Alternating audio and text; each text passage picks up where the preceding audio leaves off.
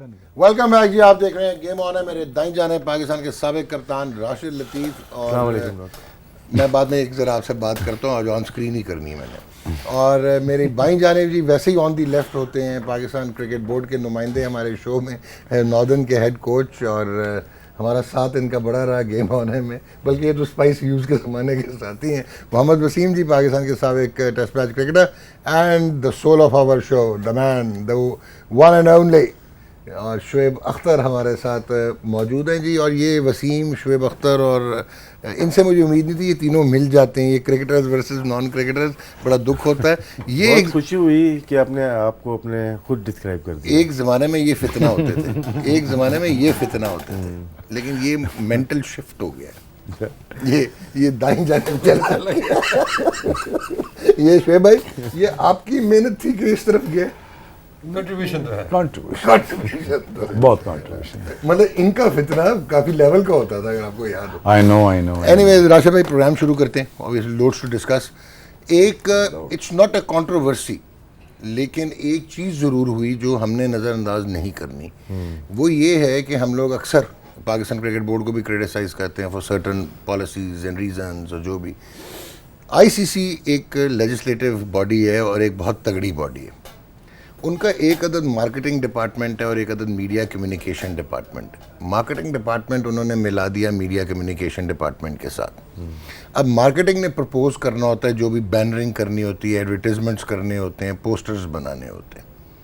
ठीक है, इससे क्या ताल्लुक उसका? हाँ, बताने लगो सर, बताने लगो। अब आगे सवाल तो सुन लें सर। अब हुआ ये है कि हमेशा रिप्रेजेंटेशन होती थी पाकिस्तान की। पाकिस्तान एक फुल मेंबर है। जी सर, है जी 12 में से फुल मेंबर 12 हैं, और पाकिस्तान एक काफ़ी सीनियर फुल मेंबर है, 7वें नंबर पे फुल मेंबर है। अच्छा, अब आप T20 एक दफ़ा T20 आप जीते हुए हैं, एक दफ़ा आप आईसीसी चैंपियंस ट्रॉफी जीते हुए हैं, आप वर्ल्ड कप जीते हैं। ठीक है। अब हुआ ये है कि मीडिया डिपार्टमेंट में 2 अदद हिंदुस्तानी हैं, 2 अदद ब्रिटिश हैं, और एक ग्लेयरिंग ओवरसाइट हुई। एक पोस्टर बना आईसीसी वर्ल्ड T20 का, जिसमें पाकिस्तान की रिप्रेजेंटेशन शो नहीं की गई। अच्छा, अफगानिस्तान की भी हो गई, बांग्लादेश की भी हो गई, पूरी दुनिया की हो गई। किसी एक मुल्क की और भी नहीं होगी। कौन सा मुल्क है? हुई नहीं होगी। 12 है ना, 12 प्लेयर हैं। अच्छा, ठीक हो गया। नहीं, वैसे तो 16 बनते हैं। अगर आपने आईसीसी T20 पे जाएंगे आप तो पाकिस्तान को मिस आउट करना फुल मेंबर को। तो how do you see? Oversight मानते हैं हम, कोई कॉन्स्पिरेसी नहीं ढूंढ रहे। क्या हुआ हमारा, इससे क्या रिफ्लेक्ट क्या होता है? क्रिकेट से बाहर की बात है, कोशिश करता हूँ जवाब दो। उसने मादरत कर ली है, जिसने बनाई है ना ये, ठीक है, उसने मादरत कर ली है तो कि मुझसे मिस्टेक हुई है। इसको ये बनती रहेंगी नेक्स्ट टाइम पे। बाबर आजम की, बाबर आजम नहीं, बाबर ही आजम है, और कुछ भी नहीं। और किसका डालेंगे आप? शादाब का डालेंगे? नहीं, ठीक है ना, सिलवारी का डालेंगे, असद शफीक का डाल, only Babar Azam. White ball है ना। अच्छा, ठीक हो गया। सो यू थिंक ये ओवरसाइट थी? हाँ, वो मैं सुन रहा था कल कमेंट्री, जो दोनों आपने भी सुनी होगी, उसने डिस्क्राइब किया था ये कि बाबर, बल्कि किसी न्यूज़ चैनल पे दिखा रहे थे कि मिसिंग हुई। लेकिन उसका ये बाद में ये भी बताया कि उसने बोला है कि मुझसे मिस्टेक हो गई और मैं आगे जाके इसको सॉल्व करूँगा। ठीक है जी। शुएब अख्तर, आपका पॉइंट है इस पर? Unaware of the topic. नहीं, मतलब नहीं देखा होगा। छोड़ दे, मैंने भी इत्तेफाक से देख लिया टीवी पे। मुझे नहीं पता था। रेलेवेंस देखें। नहीं, मुझे अनअवेयर ऑफ द टॉपिक, अभी ऑनेस्ट विद यू। अच्छा, अनअवेयर। आपने कुछ बोलना नहीं? अच्छा, उन्होंने हाथ से इशारा कर दिया, मैं तो बोलना ही नहीं। आ जाए फुटेज पे, आ जाए मैच पे। नहीं, आ जाइए। अच्छा जी, अब मैं चले आपकी तरफ से शुरू करता हूँ, क्योंकि अब तो इधर वो शिफ्ट हो गया ना, मैं अब आपकी तरफ। अच्छा, अब मेरा एक सवाल है मैच के हवाले से। सिचुएशन ऑब्वियसली आपके सामने है जी कि बेयरली कितने ओवर्स हुए हैं? 86 ओवर्स हुए हैं 2 दिन में। मैंने आपसे कहा 250 कर लेंगे। 86 ओवर हुए हैं, ठीक है। अच्छा, 200 आपके 23 पे 9 आउट है, ठीक। और जो एक इम्पॉर्टेंट चीज़ आपसे मैंने पूछनी है कि जो हमारे रहे आबिद अली, उन्होंने 111 गेंदें खेली, 60 रन किए, उन्होंने 7 चौके लगाए। ठीक। बाबर आजम ने 127 गेंदें खेली, 47 रन किए, उन्होंने 3 चौके लगाए। और उसके बाद रिजवान ने 116 गेंदों पे 60 नॉट आउट हैं, उनके 5 चौके हैं। And your moral of the story is? Moral of the story is कि क्या इस पिच पे चौके लग नहीं रहे, या हमारी अप्रोच थी, या हम प्रेशर में आ गए आफ्टर लूजिंग, जो एक हमारा मिनी कोलैप्स हुआ, और हमें, जिसने राशिद ने कल कहा था कि यहाँ पे शायद खुला खेल के रन्स करने हैं। ठीक। तो हमारी अप्रोच क्या थी? तो मैं आपसे सवाल करूँ इसका? ये सवाल तो फेंक दिया आपने शुएब की तरफ। जो बैट्समैन नहीं वो इसलिए कि आप जवाब दे चुके थे। 3 रन कितने बने? 3 रन कितने बने? चौके तो लिखे हुए होते हैं उसके ऊपर। वो तो आपको 3 रन उसको पता होगा जिसने मैच देखा है। वो आपको पता होगा ना, मैं नहीं मैच देखता भाई, मुझे आप मेरे इसका ऊपर मतलब स्ट्रांग 3 कर रन जहाँ बन रहे हैं, ग्राउंड बड़ा था साउथहैम्पटन ग्राउंड बड़ा है। जी, बाउंड्री पे रुकेगी, बारिश हुई हुई है तो बॉल जाएगी तो 3 रन बनेंगे। तो जब 2 चौके तो 3 तिक्के उसके हो चुके थे ऑलरेडी। नहीं ये मजा नहीं है। अरे यही है साउथहैम्पटन बड़ा ग्राउंड है यार, टेस्ट मैच में बड़ा ही होता है। जब आपका रुकता है ना यार, फील्डर कवर पे है, कवर से भागेगा कितनी दूर पड़ेगा? अगर उसकी बाउंड्री 250 या 225 फीट है तो उसको 200 फीट तो मतलब भागना आप पड़ेगा। खुश हैं? नहीं, मैंने देखा हुआ है ना। नहीं खुश हैं आप? क्या खुश है? ओहो, बस यही है तो बेस्ट था, यही तरीका था, ठीक है। बस उसके जो तिक्के हैं वो चौके में डाल दें। अच्छा तो हो गए, ज़्यादा हो गए ना। जी शुएब भाई। नहीं आप तिक्के का जवाब दे मैंने नहीं आप बताएं। यार बैट्समैन है इससे पूछो ना यार, मैं तो बैट्समैन ही नहीं हूँ। जी चले मोहम्मद वसीम बाबा इसका जवाब देते दें। और सही वाला दीजिएगा, मेरे ऊपर अटैक वाला नहीं दीजिएगा। नहीं मैं देख रहा था वो दुक्के कितने बने। नहीं देखिए, it's all about the situation ना, ठीक है। इन जनरल तो हम भी कहते हैं जी कि थोड़ा आपको पॉजिटिव खेलना चाहिए, बाउंड्रीज ज़्यादा होनी चाहिए। लेकिन अगर आप आबिद की बात करते हैं तो ओपन कर रहा है वो एक डिफरेंट प्रेशर आपका कि नया बॉल आपने सर्वाइव करना है, वो चीज़ें, क्योंकि नेचुरल स्ट्रोक मेकर उस तरह के ये नहीं है कि आपके जी के जाके वहाँ पे खुले अपने स्ट्रोक्स उस तरह वो खेलेंगे। तो ही टुक हिज टाइम। जहाँ तक बात आती है रिजवान की सिचुएशन ऐसी थी कि उसके साथ मतलब वो रिस्क ले नहीं सकता था। तो वो जो आइडियल सिनारियो उसमें बनता है, उसमें बाबर का ही बनता था कि मिडल में ऊपर से विकेटें गिरी हुई हैं, तब भी वो आके अपनी नेचुरल गेम जो है वो स्ट्रोक प्ले अपना करता है, और नहीं भी गिरी हुई अच्छी पोजीशन है तो उसको और ज़्यादा फ्रीडम हो जाता है। लेकिन I think under the circumstances जो अवेलेबल थे मतलब इस मैच के अंदर, आई थिंक जो भी कंट्रीब्यूशंस आई हैं, और अगर ये मैच आगे चलता है, आज लेट्स से आज वेदर का क्या होता है, तो आई थिंक आपको अप्रिशिएट करनी पड़ेंगी ये जितनी भी कंट्रीब्यूशन की जानिब से आई हैं। लेकिन आई थिंक सिचुएशनल इसमें काफ़ी चीज़ें आ जाती हैं कि it's not all about the boundaries. अब रिजवान का अगर आप देखते हैं तो राशिद भाई की बात जो है रिजवान पे स्पॉट ऑन होती है कि वो डोमेस्टिक भी इंटरनेशनल भी रनिंग बिटवीन द विकेट्स की बहुत तेज़ है, ठीक है ना। वो जहाँ बाकी दुक्का लेते हैं वो 3 रन लेता है आके, तो वो is sort of busy player कि सिर्फ बाउंड्रीज़ के ऊपर वो रिलाई नहीं करता है। लेकिन जो अच्छी चीज़ देखी कल, उसका फुटवर्क भी बेहतर नज़र आया, ठीक है ना। बॉल के पीछे भी वो आ रहा था, उसकी फ्रंट फुट भी थोड़ा सा मूव हो रहा था, तो यू नो वो अपना कॉन्फिडेंस वापस वो ले रहा है उस तरह। आउटफील्ड डेफिनेटली स्लो थी, काफ़ी वाले बाउंड्री पे जाके रुक गई थी, जो कि नॉर्मली आप देखते हैं कि वो चौके होने चाहिए regardless the size of boundary.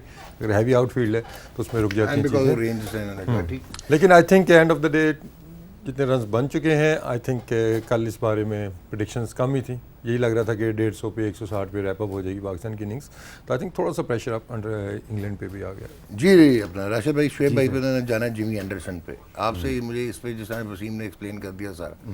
You think कि हमारी approach after winning the toss, ठीक है कि ब्रेक्स हुई, इंटरप्शंस हुई, रेन इंटरप्शंस हुई, आपने कह दिया आउटफील्ड हैवी थी, यू थिंक कि हमारी अप्रोच ठीक रही under the given circumstances, batting approach? हाँ, पिच जिस तरह की थी ना, बिहेव था, उसके लिहाज से रन ठीक हैं। ओके। और बहुत अच्छी बैटिंग की बाबर ने, उसके बाद रिजवान ने, और जिस तरह से न्यूज़ देखी रिजवान ने पूरी अपनी बैटिंग लाइन अप रिजवान के पीछे छुप गई है आज। ठीक, जिस तरह की बैटिंग हुई है, लेकिन रिजवान ने जिस तरह की बैटिंग की डिफरेंट थी।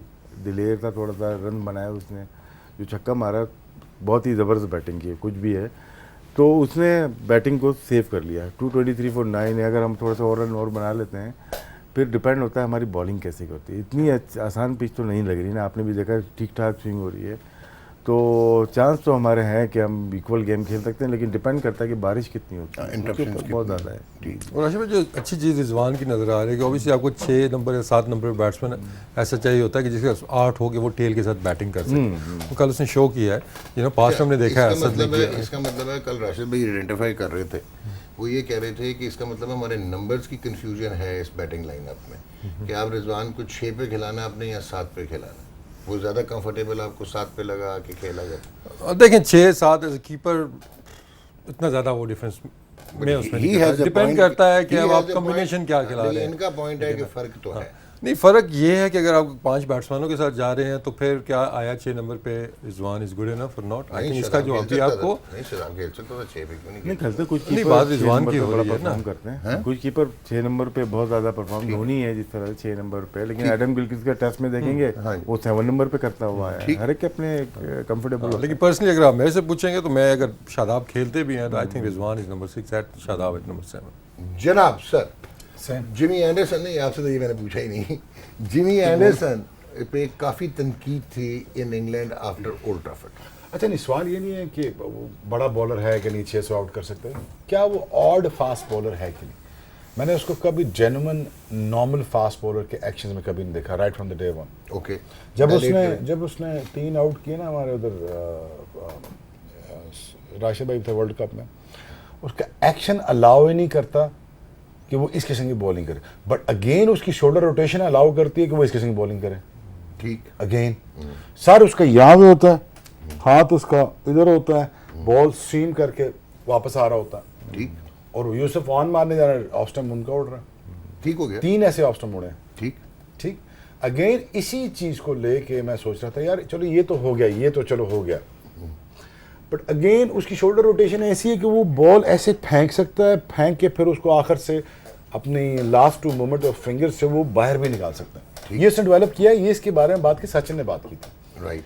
इसको ट्विटर में मैंने पढ़ा था अबाउट अ मंथ अगो कि मुझे नहीं समझ आई कि वो अंदर हवा में बॉल कैसे ला सकता है, फिर ला के वहां से कैसे बाहर निकाल सकता है। ये सचिन कह रहा था, ये उसके ठीक है। ट्विटर में भी मैं अभी पढ़ा हुआ मैंने। So is I fail to understand this. Then again there someone in biomechanic from Perth, उसने ये कहा था कि शोल्डर रोटेशन जिन लोगों की ऐसी है वो शायद इस किस्म की अजीब गरीब हरकत कर सकते हैं। ठीक, ठीक, and he develop that over the period of time. अगर आप उसका फॉलो थ्रू देखें, फास्ट बॉलर जैसा नहीं है आज भी। ठीक, कहते हैं कि सर आपका स्टिल होना चाहिए, बॉल तक आपकी आखिरी नजर होनी चाहिए, तो एंडरसन की तो आज तक 600 विकेटों में बॉल तो आंख उसके बॉल पर तो है ही नहीं। ठीक, ठीक बट व्हाट इज इट, देखिए अभी then what is it? आपने खुद बात की है कि मुझे ये बताएं कि आप अपना एविडेंस भूल गए हैं कि आपकी भी हाइपर फ्लेक्सिबिलिटी थी। फ़र्क ये था कि आपके आर्म में है, शोल्डर में नहीं थी। शोल्डर जो है वो बैलेंस थे, और वो तो अगर एंडरसन की शोल्डर 360 डिग्री रोटेट होता है तो वो ये एक्शन कर सकता है, उसमें क्या प्रॉब्लम है? ठीक, क्योंकि वो तो रोटेट कर सकता है ना, तो वो तो नेचुरल हो गया ना। सो दिस मीन्स कि उसकी नेचुरल एबिलिटी ज़्यादा है as compare to his developed ability. Exactly. So that is how you see Chris Woke is a normal fast bowler, probably. Anderson isn't. ठीक हो गया। Dale Steyn again, वो कुछ और फास्ट बॉलर है, वो सज्जों का शोल्डर फास्ट बॉलर है। ओके, अगर आप उसका शोल्डर आर्म स्पीड देखें, शोल्डर की स्पीड देखें ना, वो कुछ और है। ठीक, आर्म स्पीड उसे कहते हैं, वो आर्म स्पीड वाला नहीं है, वो शोल्डर स्पीड वाला है। ठीक हो गया। Very उसका well. Rotation of the shoulder इतना तेज है Yeah. कि वो यहाँ से भी ऐसे निप करता है। Again is a similar example of Anderson, इसका भी सर स्टिल नहीं।